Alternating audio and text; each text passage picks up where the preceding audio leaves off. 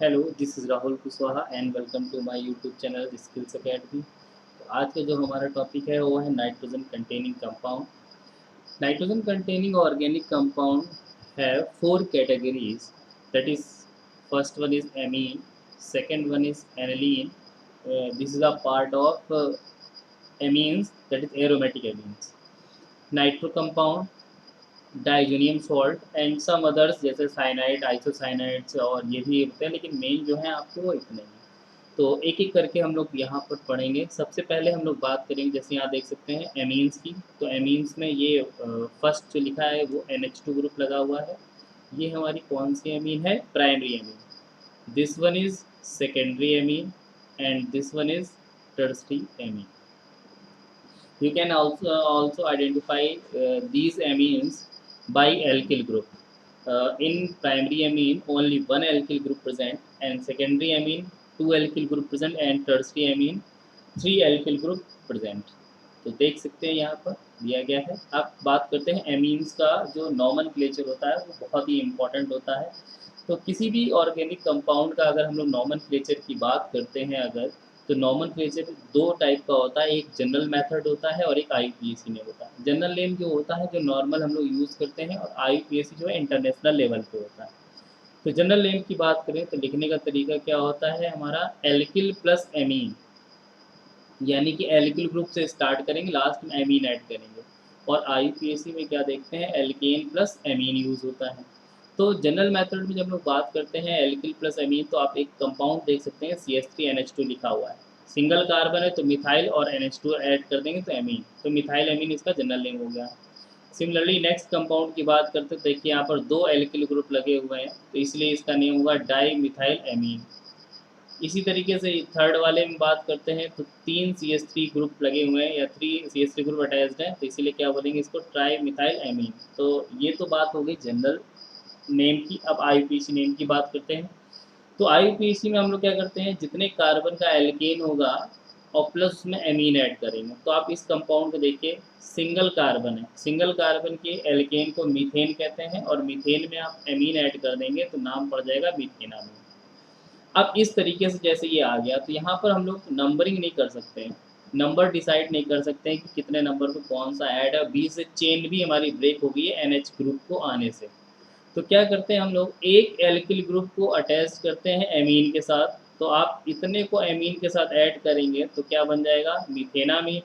और एक CH3 जो सिंगल बचा हुआ है, और ये CH3 किससे अटैच्ड है? नाइट्रोजन से, इसीलिए नाम क्या पड़ा? N methyl मीथेनामीन। सिमिलरली आप नीचे देखेंगे तो एक एल्किल ग्रुप को आप एमीन के साथ ऐड करते हैं इतने को, तो इतने का नाम हो गया मीथेनामीन। अब जो दो एल्किल ग्रुप हमारे रिमेनिंग रह गए हैं तो इनको क्या लिखेंगे? N, डाई मिथाइल एमीन, ये इसका नेम हो गया। तो इस तरीके से हम लोग इसके IUPAC को डिस्कस कर सकते हैं। अब आपके लिए एक क्वेश्चन है, आप मेरे को कमेंट सेक्शन में बताइएगा इसका IUPAC नेम क्या होगा।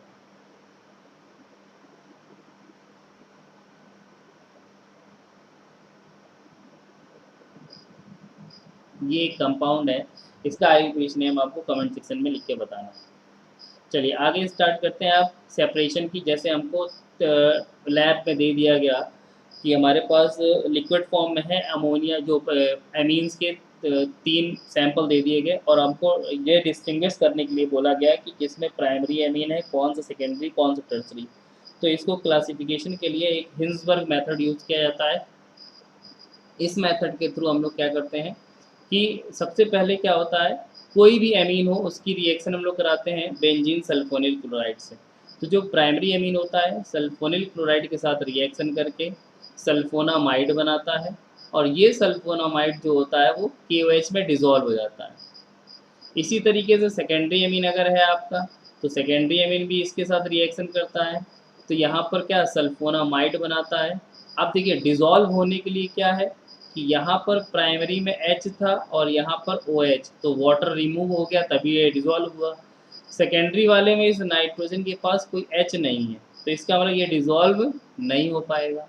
और 3 डिग्री में देखते हैं कि जो फर्स्ट स्टेप क्या होती है, यहाँ से H और यहाँ से Cl रिमूव होता है।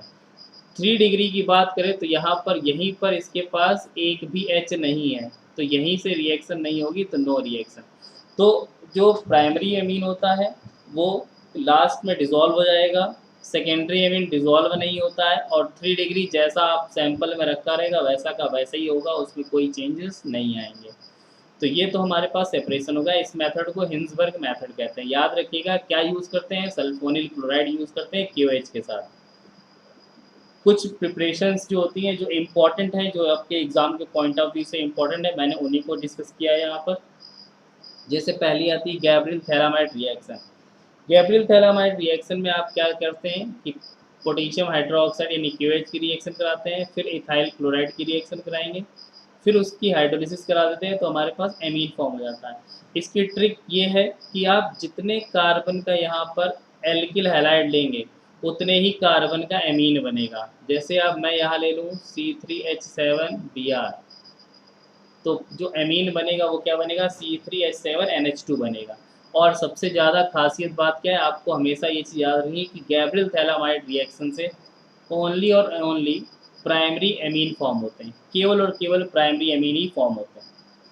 नेक्स्ट देख सकते हैं हमारे पास में ये इसकी प्रॉपर्टी आ गई है, मैंने लिख दिया है, बीच में आ गई थी, जगह नहीं थी इसलिए यहाँ पर मैंने इसको लिखा हुआ है कि जो कार्बाइल एमीन, एक तरीके से आप ये सकते हैं कि जो चल रही है वो नेम रिएक्शन है। इस नाइट्रोजन कंटेनिंग कंपाउंड में एमीन से रिलेटेड क्या है, नेम रिएक्शन। तो प्रिपरेशन भले ही ना आप याद रखो, नेम रिएक्शन, पहली नेम रिएक्शन गैब्रियल थैलामाइड, दूसरी कार्बाइल एमीन। तो कार्बाइल एमीन रिएक्शन क्या होता है, जिसमें प्राइमरी एमीन क्लोरोफॉर्म और बेस के साथ रिएक्शन करता है और आइसोसाइनाइड बनाता है। तो याद रखिएगा प्राइमरी एमीन यूज होता है बेसिकली, और ये एनिलीन भी ये रिएक्शन देता है, ठीक है, क्योंकि उसमें भी NH2 ग्रुप लगा होता है। क्लोरोफॉर्म के साथ रिएक्शन करता है और आइसोसाइनाइड बनाता है। और इसमें जो इंटरमीडिएट बनता है इस रिएक्शन में वो क्या बनता है, डाइक्लोरोकार्बीन बनता है। नेक्स्ट हमारी नेम रिएक्शन कौन सी है, Hofmann bromamide reaction. Hofmann bromamide reaction से जो एमाइड होता है वो डायरेक्ट कन्वर्ट होता है किसमें, एमीन में। और याद आपको ये रखना है कि यहाँ पर जितने कार्बन का आपका एमाइड होगा उससे एक लेस कार्बन का एमीन बनेगा। जितने कार्बन का आप एमाइड ले लोगे, जैसे हमको बनाना हो इथेनामीन C2H5NH2, तो एमाइड कितने कार्बन का होगा, 3 कार्बन का। जितने का एमीन उससे एक ज़्यादा का एमाइड, या ये कहें कि जितने कार्बन का एमाइड है उससे एक कम कार्बन का एमीन बनेगा। ये इंटरमीडिएट आप देख सकते हैं, ये भी फॉर्म होता है और ये भी। तो आप केवल इतने, इन दोनों को याद रखने से ज़्यादा अच्छा है, अगर एग्जाम में दोनों ऑप्शन आ गए तो आप आइसोसाइनाइड को क्लिक करोगे, तो इंटरमीडिएट यहाँ पर क्या बनता है, आइसोसाइनाइड बनता है। नेक्स्ट हम लोग बात करते हैं बेसिसिटी की। ओवरऑल बेसिसिटी क्या होती है, तो देखिए बेसिसिटी जो होती है वो प्लस आई इफेक्ट के, पहली चीज़ डायरेक्टली प्रोपोर्शनल होती है। जो बेसिसिटी होती है वो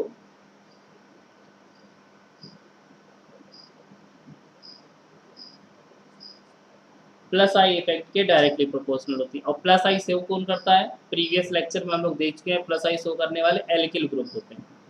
तो आप देख सकते हैं जब हम लोग प्राइमरी सेकेंडरी और टर्सरी एमीन की बात करते हैं, तो प्राइमरी सेकेंडरी और टर्सरी एमीन क्या होते हैं, RNH2 ये प्राइमरी हो गया, R2NH सेकेंडरी हो गया, R3N ये टर्सरी हो गया। तो जितने ज़्यादा एल्किल ग्रुप लगे होंगे उतना ज़्यादा प्लस आई होगा। तो इसके अकॉर्डिंग जो 3 डिग्री है उसमें प्लस आई सबसे ज़्यादा है। तो प्लस आई ज़्यादा होने की वजह से उसका बेसिसिटी ज़्यादा होगी। ये किसके अकॉर्डिंग है, इंडक्टिव इफेक्ट के अकॉर्डिंग। तो इंडक्टिव इफेक्ट के अकॉर्डिंग अगर आपसे पूछा जाए बेसिसिटी का ऑर्डर, तो क्या होता है, 3:1 होता है। और स्टेरिक हिंड्रेंस का मतलब क्या होता है, कौन ज़्यादा उसको बल्कि है, सबसे ज़्यादा बल्कि ग्रुप। तो बल्कि ग्रुप आप देख सकते हैं, अगर हम लोग बात करें स्टेरिक हिंड्रेंस की, जो स्टेरिक हिंड्रेंस होता है वो इनवर्सली प्रोपोर्शनल होता है बेसिसिटी के। तो स्टेरिक हिंड्रेंस देखो, बल्कि सबसे बड़ा कौन है, टर्सरी। तो जो टर्सरी जो सबसे बड़ा है उसकी बेसिसिटी उतनी ही क्या होगी, कम होगी। तो इसके स्टेरिक हिंड्रेंस के अकॉर्डिंग हमारा ऑर्डर क्या आया, 1 2 3, 1 की ज़्यादा। तो ओवरऑल ऑर्डर क्या लिखा जाए, तो ओवरऑल दोनों को अगर आप कंपेयर कराएंगे तो जो 2 डिग्री था वो तो अपनी प्लेस पर ही है, इस वजह से 2 डिग्री की सबसे ज़्यादा होती है, देन 1 डिग्री और लास्ट में 3 डिग्री। जो हमारे पास इंडक्टिव इफेक्ट होता है वो ज़्यादा प्रिडोमिनेंट होता है ओवर स्टेरिक एंट्रेंस। तो ये हमारे पास ऑर्डर आता है 1 2 1 3। इस तरीके से ओवरऑल ऑर्डर जो होता है तो सबसे ज़्यादा होगी बेसिसिटी 2 डिग्री की, देन 1 डिग्री की, लास्ट में 3 डिग्री की। तो यहाँ पर देखिए दिखा सकते हैं कि बेसिसिटी जो होती है वो किस पर डिपेंड करती है, easily donation of lone pair. जो जितनी जल्दी लोन पेयर डोनेट करेगा बेसिसिटी उसकी सबसे ज़्यादा होती है। नीचे आप केस देख सकते हैं एनिलीन से, जो एमीन है उसको मैंने कंपेयर कराया है एनिलीन से और अमोनिया से। जब लोग एनिलीन की बात करते हैं तो इसके जो लोन पेयर होते हैं वो इन्वॉल्व हो जाते हैं रेजोनेंस में। तो जब ये रेजोनेंस में इन्वॉल्व हो जाएंगे तो किसी और स्पेसीज को ये डोनेट नहीं कर पाएंगे। तो जब ये डोनेट नहीं कर पाएंगे इसका मतलब ये अच्छे हमारे पास बेस नहीं होगा। तो एनिलीन जो होता है वो लेस बेसिक होता है मिथाइलेमीन से। और NH3 के पास कोई इफेक्ट नहीं आएगा, वो जैसा था वैसे ही रहेगा, उसमें कोई चेंज नहीं आएगा। और यहाँ पर देखो CH3 ये क्या शो करेगा, प्लस आई, और प्लस आई की वजह से इसकी सबसे ज़्यादा होती है। तो आप याद रखिएगा अमोनिया की कम होती है मिथाइलेमीन से और एनिलीन की भी कम होती है मिथाइलेमीन से। अगर ऑप्शन में अमोनिया और एनिलीन दोनों हैं तो एनिलीन की अमोनिया से भी कम होती है, क्योंकि उसके लोन पेयर क्या है, उसके पास नहीं रह पा रहे हैं एनिलीन के, वो कहाँ चले जा रहे हैं, रेजोनेंस में। So this is all about basicity of amines, anilines and ammonia. Now हम लोग डिस्कस करते हैं केमिकल प्रॉपर्टीज़। तो इतना ज़्यादा इशू भी नहीं, केमिकल प्रॉपर्टी बहुत इजी है। 1 डिग्री एल्कोहल की अगर एल्किल हैलाइड के साथ रिएक्शन कराते हैं तो 2 डिग्री बनता है, और 2 डिग्री की एल्किल हैलाइड से कराएंगे तो 3 डिग्री बनेगा। ये वाली रिएक्शन जो है ये इम्पॉर्टेंट है, जो लास्ट ये नीचे देख रहे हैं कि कहीं पर भी आपका NH2 ग्रुप आता है उसकी नाइट्रस एसिड के साथ रिएक्शन कराएंगे तो OH बनता है, और साथ में याद रखिएगा क्या निकलता है, N2 और वाटर। तो जब भी NH2 और अगर लिखा हो और HNO2 की रिएक्शन आ जाए तो आप उसको एल्कोहल में कन्वर्ट कर दें तो वो हमारे पास, और N2 निकल रिमूव होता है, ये जरूर याद रखिएगा कि जब भी NH2 और HNO2 की रिएक्शन होती है तो N2 रिप्लेस होता है। नेक्स्ट हम लोग बात करते हैं, हमारे पास जो एमीन्स का सेक्शन था वो पूरा कंप्लीट हो चुका है। एनिलीन की बात करते हैं या एरोमेटिक एमीन्स की। तो एनिलीन्स होते क्या हैं, जब बेंजीन पर NH2 ग्रुप ऐड कर देते हैं वो एनिलीन्स होती है। प्रिपरेशन की बात करें तो एक ही मेथड होता है इसका, NO2 का रिडक्शन। अगर हम लोग NO2 को रिड्यूस कर दें तो वो किस में कन्वर्ट होता है, NH2 में। अब बात ये आती है रिड्यूस कैसे करते हैं, तो कोई भी आप मेटल ले लें और मेटल के साथ HCl, और मेटल के साथ HCl कहीं भी लिखा हो तो NO2 जो होता है वो NH2 में रिड्यूस हो जाता है। और अगर मेटल में हम लोग Fe ले लें और HCl, तो जब आप Fe यूज़ करोगे तो ये इंडस्ट्रियल मेथड हो जाता है एनिलीन के फॉर्मेशन का। एनिलीन क्या होती है हमारी, जो NH2 ग्रुप होता है वो इलेक्ट्रॉन डोनेटिंग ग्रुप होता है, और जितने भी इलेक्ट्रॉन डोनेटिंग ग्रुप होते हैं, इलेक्ट्रॉन देने वाले ग्रुप होते हैं, वो रिंग को देखो, बेंजीन रिंग ऑलरेडी इलेक्ट्रोनेगेटिव होती है, ऊपर से ये लोन पेयर जो होते हैं वो भी रिंग के अंदर आ रहे हैं, यानी कि जो बेंजीन की जो न्यूक्लियोफिलिसिटी है उसका जो निगेटिव नेचर है वो और बढ़ गया। तो निगेटिव नेचर जब बढ़ गया तो इसका मतलब वो पॉजिटिव चार्ज को और जल्दी अट्रैक्ट करेगा।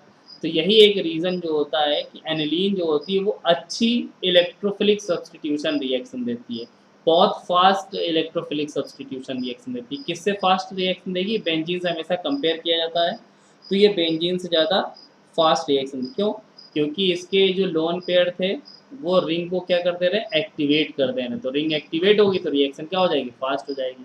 और एनिलीन क्या होती है, ऑर्थो पैरा डायरेक्टिंग। जितनी भी रिएक्शन होंगी सारी कहाँ होंगी, ऑर्थो और पैरा पर। कौन कौन सी रिएक्शन हो सकती है, नाइट्रेशन हो सकती है, सल्फोनेशन हो सकती है।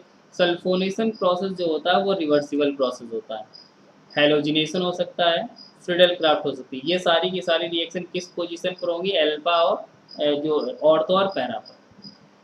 आगे देख लेते हैं, ये कुछ रिएक्शन है जो इम्पोर्टेंट है। जैसे एनिलीन अगर बेंजल डिहाइड के साथ रिएक्शन करता है तो क्या बनाता है, सिर्फ बेस बनाता है। तो ऊपर देख सकते हो किस टाइप से रिएक्शन होती है, जैसे ये NH2 है और ये बेंजल डिहाइड है, तो बेंजल डिहाइड का H2O होगा और ये इस तरीके से वाटर निकल जाएगा। तो क्या बन जाएगा, N डबल बॉन्ड CH। तो देखो ये वही तो है, N डबल बॉन्ड CH, दोनों तरफ बस बेंजीन लग गई। ये सिर्फ बेस होता है और इसका यूज होता है बेंजल डिहाइड की टेस्टिंग में। नेक्स्ट है एसिटाइलेशन। तो आप देख सकते हैं क्या हुआ, यहाँ से HCl निकलेगा और यहाँ NH। जो ये जगह मैंने ऐसे बॉन्ड बना के छोड़ दिया है, आप क्या समझोगे यहाँ पर क्या है, आपके बेंजीन C6H5, इसलिए। नेक्स्ट देख सकते हैं रिएक्शन विद नाइट्रस एसिड, ये तो ये अब यहाँ पर देखो क्या है, HCl यूज किया है, नाइट्रस एसिड, तो NH2 ग्रुप जो होता है इसके साथ रिएक्शन करके डाइजोनियम सॉल्ट बनाता है, और यही हमारा नेक्स्ट कंपाउंड भी है डाइजोनियम सॉल्ट। तो इसको देखिएगा डाइजोनियम सॉल्ट, और डाइजोनियम सॉल्ट का मेनली यूज कहाँ किया था, डाई बनाने में। मोस्टली डाई वो बनती है वो इसी की बनती है, और ये किस कलर का होता है, येलो कलर का होता है। ठीक है, आगे देखते हैं, देखो प्रिपरेशन वही थी जो ऊपर हम लोग देखी, एनिलीन लिया था हम लोगों ने, और एनिलीन की रिएक्शन किससे कराई थी हम लोगों ने, NaNO2 ले लें या HN, यहाँ पर HNO2 ले लें, दोनों एक ही काम करते हैं। चाहे तो हम NaNO2 यूज़ करें, चाहे तो हम क्या यूज़ कर सकते हैं, HNO2 भी, नाइट्रस एसिड यूज़ करते हैं। तो ये हमारे पास फॉर्मूला था, इस प्रोसेस को बोलते हैं डाईएजोटाइजेशन। अब डाइजोनियम क्लोराइड की जो प्रॉपर्टी होती है वो दो ही होती है, पहला का रिमूवल ऑफ N2, तो जो ये हमारे पास डाइजोनियम क्लोराइड का ये जो N2 है ये रिमूव कैसे हो सकता है, तो इसको रिमूव करने वाले तीन फैक्टर्स होते हैं। कौन कौन रिमूव कर सकता है, या तो ये इसकी जगह OH आ जाए, या तो इसकी जगह CN आ जाए, या तो इसकी जगह कोई ना कोई हेलोजन आ जाए। तो देखो नीचे दिखाया गया, पहले वाटर के साथ रिएक्शन की तो ये N2 यहाँ से रिप्लेस हो गया, और एक H से ये Cl HCl निकल जाएगा, तो N2 और Cl निकल के क्या बचा, एल्कोहल बन गया। इसी तरीके से यहाँ CN आ जाएगा, इसी तरीके से यहाँ पर Cl आ जाएगा, तो ये पहला वाला जो बना वो फिनॉल है, ये साइनोबेंजीन है,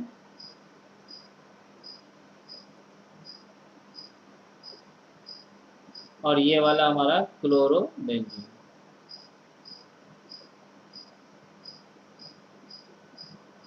साइनोबेंजीन को एक नाम से और भी जानते हैं, बेंजाइन नाइट्राइल बोलते हैं, बेंजीन नाइट्राइल। कुछ कपलिंग रिएक्शन होती हैं जो इसी की तरह फॉर्म होती हैं, तो डाइजोनियम क्लोराइड की रिएक्शन अगर हम लोग फिनॉल के साथ करा देते थे तो क्या बनता था हमारा, ये इस तरीके से फॉर्म होता था। तो एक्चुअली में फिनॉल रिएक्ट कैसे करेगा, इस तरीके से देखो, फिनॉल का OH यही रहेगा, बेंजीन का ये वाला H जो है ये इस Cl को लेकर चला जाएगा, HCl, और ये इस तरीके से डबल नाइट्रोजन तो अभी भी रहेंगे, तो नाइट्रोजन बीच में रहेगा और यहाँ OH, इसीलिए इसको क्या गया, अब देखो ये N डबल बॉन्ड N के पैरा पोजीशन पर लगा हुआ है OH, इसीलिए नाम पड़ा पैरा हाइड्रोक्सी, और डबल बॉन्ड N जब होता है उसको एजो कहते हैं, तो para hydroxy azo benzene. Similarly aniline के साथ आप कराओगे तो इसको बोलेंगे पैरा एमिनो एजो बेंजीन। तो this is all about diazonium chloride. Next जो हमारे पास फोर्थ टॉपिक है और लास्ट टॉपिक वो है नाइट्रो कंपाउंड, जिसमें NO2 ग्रुप अटैच्ड होता है। तो NO2 ग्रुप को अगर हम लोग प्रिपरेशन करें तो सबसे पहले नाइट्रो एल्केन्स की बात करते हैं या एलिफेटिक एल्केन्स की बात करते हैं। तो एलिफेटिक एल्केन्स में यही एक रिएक्शन जो है इंपॉर्टेंट है कि एल्केन के साथ इसकी रिएक्शन कराते हैं तो फ्रैक्शन में हमको नाइट्रो कंपाउंड्स मिलते हैं। जैसे ब्यूटेन के साथ करा दें अगर, तो कितने नाइट्रो कंपाउंड्स हमको मिलते हैं, 5 नाइट्रो कंपाउंड्स मिलते हैं। आप देख सकते हैं पहली रिएक्शन की तो NO2 यहाँ लगा, दूसरी की तो NO2 यहाँ लगा, तीसरे में ये एक कार्बन ब्रेक हो गया, 3 कार्बन का NO2 आ गया। उसके बाद में 3 के बाद कितने कार्बन का होगा, 2 कार्बन का, 2 के बाद कितने कार्बन का, 1 कार्बन का, तो सीधे सीधे हमारे पास कितने आ गए, 5।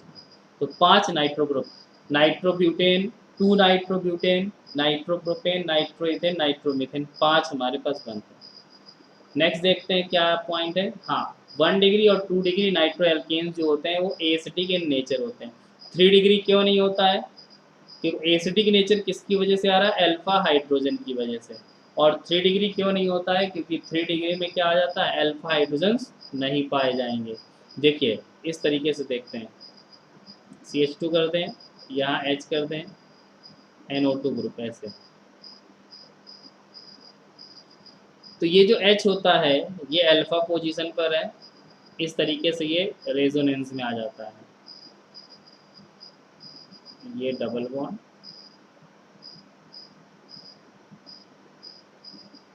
ये OH हो जाएगा, एक मिनट यहाँ नाइट्रोजन था,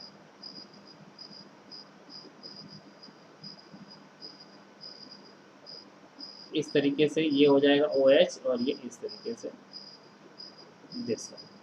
तो ये रेजोनेंस में आता है, तो 1 डिग्री हो और 2 डिग्री हो, दोनों के दोनों हमारे क्या एसिडी के नेचर होते हैं। अब बात करते हैं नाइट्रोबेंजीन या एरोमेटिक बेंजीन, बेंजीन नाइट्रोबेंजीन की। तो यहाँ पर देखिए फॉर्मेशन एक ही होता है प्रिपरेशन, वो होता है क्या नाइट्रेशन। नाइट्रेशन हम लोग बहुत पहले से पढ़ते चले हैं, H2SO4 और HNO3 की प्रेजेंस में होता है। इलेक्ट्रोफाइल क्या बनता है NO2। अब ये NO2 किस पर डिपेंड करेगा, कहाँ अटैच्ड होगा, वो डिपेंड करता है कि किसके साथ इसकी रिएक्शन करा रहा है। जैसे फिनॉल के साथ कराएंगे तो ये NO2 कहाँ जुड़ेगा, ऑर्थोपैरा पर। बेंजोल्डिहाइड के साथ कराएंगे तो मेटा पर जुड़ेगा, तो वो डायरेक्टिंग ग्रुप पर डिपेंड करता है। केमिकल प्रॉपर्टीज़ की बात करें तो देखो ये भी हमारे पास क्या देता है, इलेक्ट्रोफिलिक सब्सटीट्यूशन रिएक्शन देगा। लेकिन लेकिन क्या ये बेंजीन से फास्ट देगा या बेंजीन से स्लो देगा। देखिए यहाँ पर क्या होता है एक्चुअली कि ये जो NO2 ग्रुप होता है वो NO2 ग्रुप हमारा विड्रॉइंग ग्रुप होता है। विड्रॉइंग ग्रुप का मतलब ये इलेक्ट्रॉन अपनी तरफ विड्रॉ करेगा, रिंग से इलेक्ट्रॉन बाहर जाएगा। तो ऑलरेडी रिंग से इलेक्ट्रॉन बाहर जा रहा है, तो इलेक्ट्रॉन की जो बेंजीन रिंग की जो नेगेटिविटी है या न्यूक्लियोफिलिसिटी कहते हैं वैसे, तो न्यूक्लियोफिलिसिटी है वो कम हो जाएगी। न्यूक्लियोफिलिसिटी डिपेंड करती है इलेक्ट्रॉन डेंसिटी पर।